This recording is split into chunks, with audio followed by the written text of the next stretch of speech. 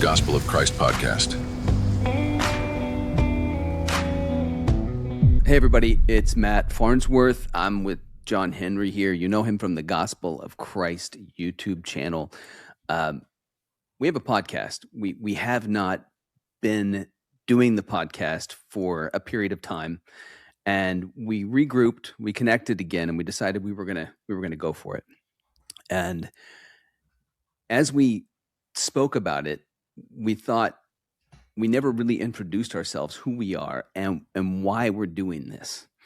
And we thought it would be cool to start this episode out for those of you that don't know John. You don't know me, you know John from his channel. It might be interesting to get to know both of us a little bit better. Before we start, we just want to say we definitely want your questions. So if you have questions when you are listening to this and things pop up, we're going to put up an email in the description.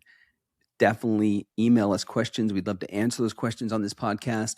I came out of a totally different place than John. I came out of darkness, out of atheism, Hollywood, really a different life than John. And John, you have had a really different walk with Christ, finding Christ. So let's ask each other some questions. And I want to give you a chance just to sort of talk for a second and introduce yourself. You guys already know who I am to some extent. My name is John Henry. You know me from the Gospel of Christ YouTube channel, but there's a lot of me that you probably don't know. So with this episode, we wanted to take a different direction. It's first and foremost Christ-centered, gospel-centered, God-centered, and at the very root of it, it's biblical. That's kind of like our goal. So as Matt said, I've been a lifelong believer. I got baptized. I was born in a Christian family. I was born in Haiti. Some of you may know, based on my accent or whatnot. I've said it a couple times on my channel too. And early on, my faith wasn't my faith. My faith was my mom's faith and my dad's faith. And as I grew older, and I decided by God's grace that I need to take a step further. Right, I need to put my hand in the plow and then be part of the kingdom with my own faith, go in my own faith. And one of the first things I did, I found a church that was near my house. Right, not a church affiliated with my mom and my dad's. Theirs was a little bit further out into the city. And I found a church that's closer where I could just walk. This way I could be part of the church's life a lot easier. I could go to Bible study. I could go to prayer meetings on Saturdays and Thursdays and Bible study every Tuesday night. So this way it's easier for me, and I can be part of the youth group and then, be part of the life of the church when it's closer to me. And I had this longing in my heart to just be part of the church and the local church. And I had no idea what the local church meant at the time from a biblical standpoint, how important it was for me as a believer. So looking back, it seemed as though it was all of God's grace pulling me in that direction. And then one day I just went to my dad. I was 14 years old. And I told him, Dad, I want to get baptized. I want to get in on this. I want to take this seriously. I want to take Christ seriously. I want to be a believer in the full extent of it. I want to commune with the church when the communing in the supper, right? So my dad said, "Do you understand what that means?" I said, "Well, I think I do." What did he mean by that? What it means to get baptized, to belong to Christ. By that he meant a lot more than just a simple question. Looking back on it, it really meant: do you know what you're doing? Do you know that by doing that, this persecution is going to come with that? You may get ostracized. You may get people may make fun of you. And did that happen? Like being in Haiti, I mean, that's a different culture. There's, like you mentioned, you've spoken to me before. You said we have, some black magic, voodoo. There's all different types. It's very different. And so what was that struggle like? He knew that was going to be a struggle for you. Yeah, because as a teenager, 14, 15, 16, all the way up until you're like, 20, when you can actually stand on your own and not be peer pressured, it could be difficult. Not only that, it's just as a teenager, oh man, you can have a lot of fun in Haiti. Kids like me we were outside, playing soccer with each other, playing all kinds of summer game, and it's not like there's no winter. So during like Christmas break, for instance, we're outside talking to each other, and then doing all kinds of teenager stuff. So it's just that pleasure of being a teenager, the freedom you have of not being responsible for anything, all that, at that level, when Christ says you can't serve two masters at a time, you can't serve money and God, you can't be part of the world and part of the church at the same time. So I had to give up a lot of stuff.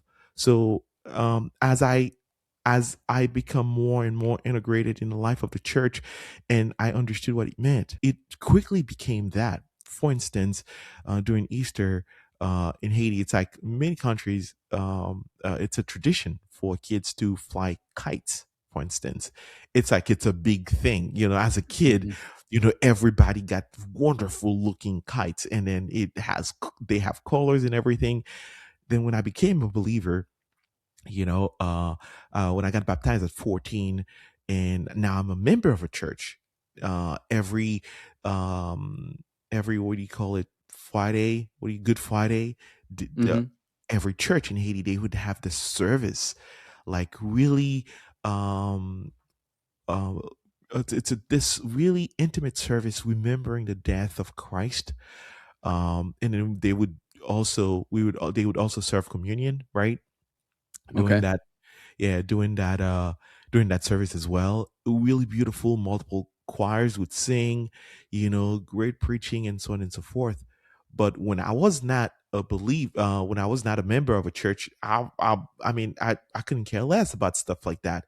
And Hmm. on Good Friday, that's the day where you put up the best kite you could. That's when you show it off.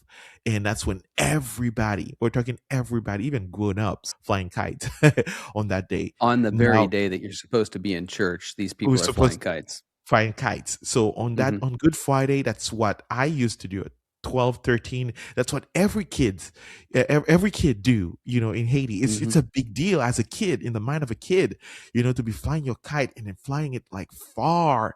It's beautiful. It's fun. You know what I mean? And Hmm. I remember that first Easter week where Friday's coming through. Not only Friday's coming through, every single day of the week there would be this kind of a prayer meeting every day, and it would culminate on Friday and then finish it off on Sunday, Easter, right? And then on that week, I felt like something is different. I have to, stop flying my kite around like 4, go get ready so I could be at church around 5. Hmm. 5:30, and right there and then I could feel the hindrance, and then I'm like, I see this battle, man. I really wish I could like stay a little longer. Hmm. And the thing too, it's not like you can not go and then say, oh, I was sick, when somebody asks you, hey, where were you? I didn't see you. Because on everybody else on their way to church, some of them, they pass by my house. It's a small enough community, they would know you It's weren't small, there. yeah. They would know, and not only that, we play soccer in the streets. We would sometimes fly our kites either inside our yard or outside in the street, right? So they Hmm. pass by, they Hmm. see you, right? Not like in a bad way, but if you like, oh, okay, it's not really serious, or if you go, oh yeah, you lie about it, they'd say, well, we saw you playing soccer, so you weren't really sick. Um, Right. so it So you it, had it was conviction, like real conviction at that point. real. Something changed. Yeah, something changed. Not only that, there's accountability. That's what I'm referring to. There's Okay. accountability. There's accountability, which is a good thing, where people can kind of like watch over your life spiritually. There's this level of accountability. There's another thing that we do too in Haiti. I don't know if it's still a tradition.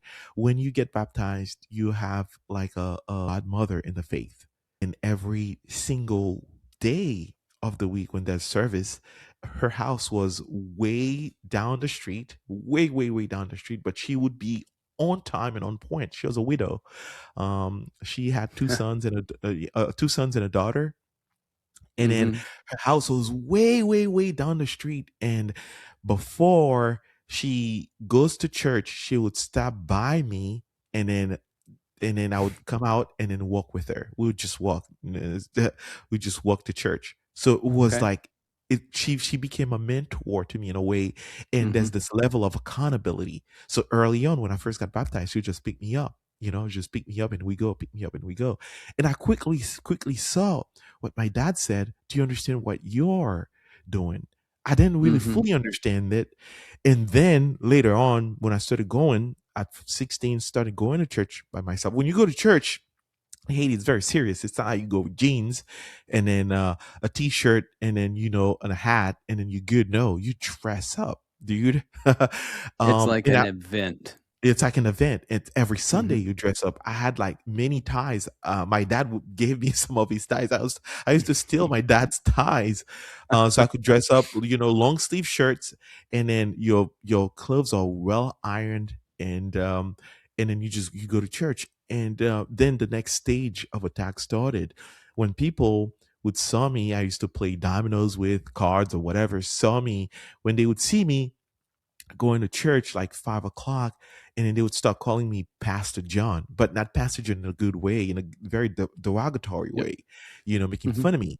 And Hmm. that didn't really bother me, and that was really the extent of it. People making fun of you, little jokes here and there. Also creates this clear demarcation between you and them. Once they start calling you Pastor John, they will look at you differently as well. So some of the things that they do, they expect you not to do them, right? So that does this other level of of accountability. So it's pretty much what the Apostle Paul talks about our testimony to the world, right? We Hmm. need to act in such a way that we don't bring reproach on the name of Christ, don't bring reproach on the gospel. So in Haiti, your faith is very public, right? Because not everybody is dressed. When you're dressed to go to church, it's a clear declaration that, oh, this guy's going to church. I just had to give up these things, and then when you look back, in the end, it's just now you grow up, it's like, oh man, it's not that serious, right? It's really not that serious to give up these things. But that's kind of like me. So what about you? Let's stop talking about me. What about you, Matt? Oh, that Very same different. story. Let's flip it Very, 180. What about you? very different. I feel you in it.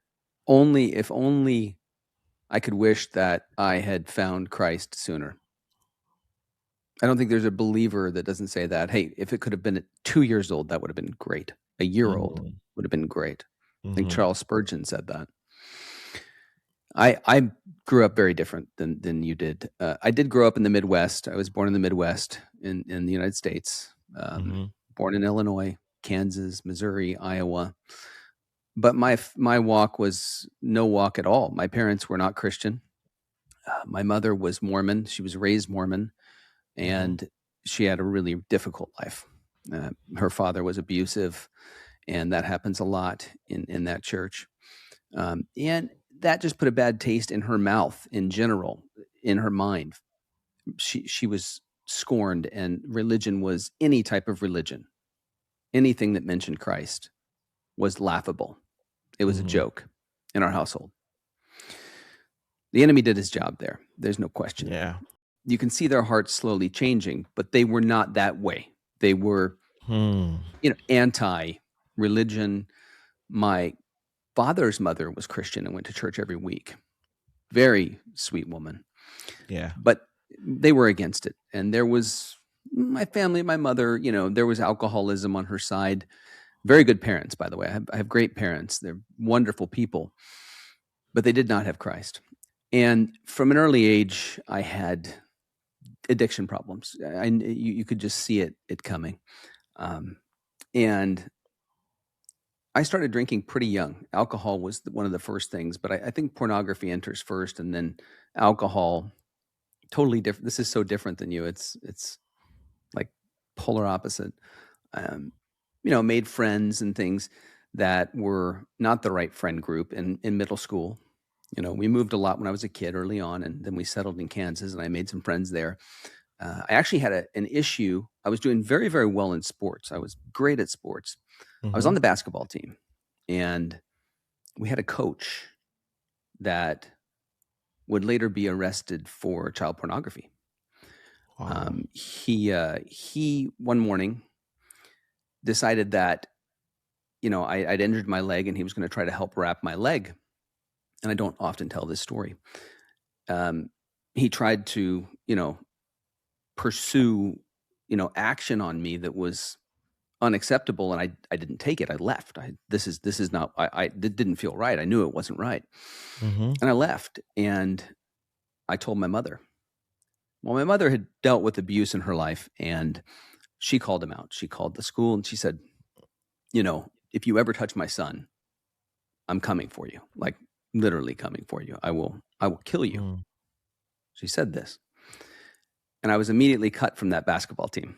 So I lost that friend group, that the team that I played on, that core group of guys that I was friends with. And these were guys that were athletic and they were taking care of themselves. And I ended up making a different group of friends. So let me get this straight. Mm-hmm. The coach tried to assault you, or maybe he initiated an assault on you. You He understood certainly what he did. was. And my leg was injured, John. I had injured my thigh, and he took me in the room, sat me down, and he said, "I'll wrap it for me." So he starts wrapping my thigh. And as he does, he starts sliding his hands up my legs. And I freaked out. Mm-hmm. I took off. So yeah, he As you was, should. as I should. And yeah, that Yeah. did So happen. it's just backwards. Instead of suspending the coach and then investigate, they cut you off the team. Swept it under the rug, and they Mm. cut me from the team. He was very tight with the principal there, and nothing ever came of it. My father didn't want to make a big fuss Mm-hmm. at the time. He calmed my mother, and I think he was embarrassed. I mean, maybe I never really asked him, "Were you embarrassed? Why did you do that? Why did you not pursue any additional action?" Mm-hmm. And he never really had an answer for that. But I can just imagine what some of the other boys were going through. This was a coach. Look, I wrote about it in my book. There was no reason why we would have to come in to the school at 5 a.m. and practice basketball when we could have done it after school. And Mm-hmm. there was a reason why there was mandatory showers that had to be taken after practice in the morning before you start school. Mm-hmm. You see, Mm-hmm. there's a lot going on there. There's a lot to unpack with that, but I don't want to digress too much, but you're right. I felt this massive injustice, and I Mm-hmm. was angry. And I started hanging out with some kids that accepted me quickly as an outcast. And I began smoking, took my first drink of beer at 14, and really it never stopped. The alcoholism never stopped. Like it took off, and soon enough I was stealing a bottle of liquor from my parents' house and hiding it outside behind a tree and drinking. And we would Mm-hmm. just cause mayhem around the neighborhood. I was the other guy that was shooting dice in Haiti and causing trouble. That's who I became. And I really liked these friends. I thought they were great. I ended up moving from there to Seattle when I was 15. Now, up to that Mm-hmm. point, we didn't have much money. We didn't grow up wealthy. We had probably the smallest house on the block in a nice community. My dad was trying to make it as an entrepreneur. It didn't work out. And he'd been asked for years by this company called Microsoft to come work for them. They were a newer company. They were in Seattle. Mm-hmm. And he decided, I can't not accept this offer. I've got people telling me that they're flourishing with this company. Well, sure enough, within a couple years, there was a lot of money. And in that, the love became, here's what I can buy for you, not here's how I can guide you. I used this and I drank. I continued to drink. I continued to use it to buy fake IDs, and I was partying. I still played athletics in Seattle. I had a friend group they were relatively nice guys, but I was a different person when I drank. It was a demon, and it just took me over.